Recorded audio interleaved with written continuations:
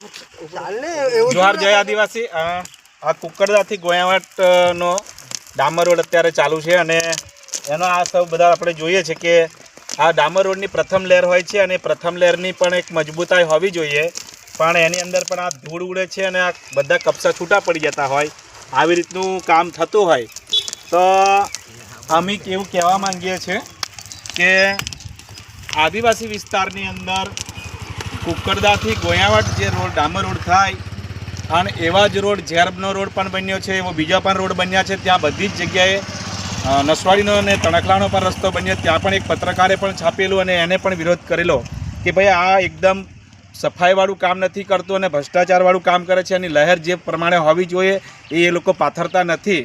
તો અમારે એટલું જ કહેવું છે કે આ સંખેડા વિધાનસભાના ધારાસભ્ય અભિસિંહભાઈ તડવી એવું કહેતા હોય કે જ્યારે મોટી મોટી રેલીઓ કરે ને મોટા મોટા મિટિંગો કરતા હોય ત્યારે એમની નસ ફાટી જાય એટલી જોરથી બૂમ પાડે અને કહે છે કે અમે નસવાડી તાલુકાની અંદર સંખેડા વિધાનસભામાં 1000 કરોડના કામ લાવ્યા છે।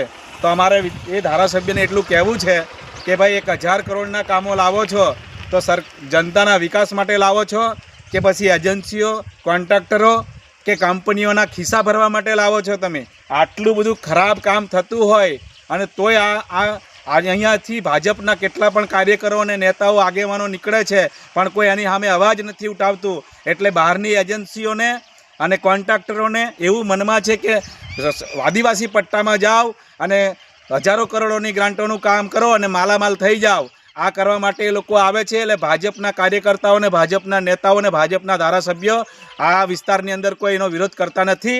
એટલે આટલી મોટા પાયે ભ્રષ્ટાચાર થઈ રહ્યો છે। હજાર કરોડના કામ લાવતા હોય તો વિચાર કરો મિત્રો, દોસ્તો, આ કેટલા કરોડોનું ભ્રષ્ટાચાર કરીને આ લોકો જવાના હશે।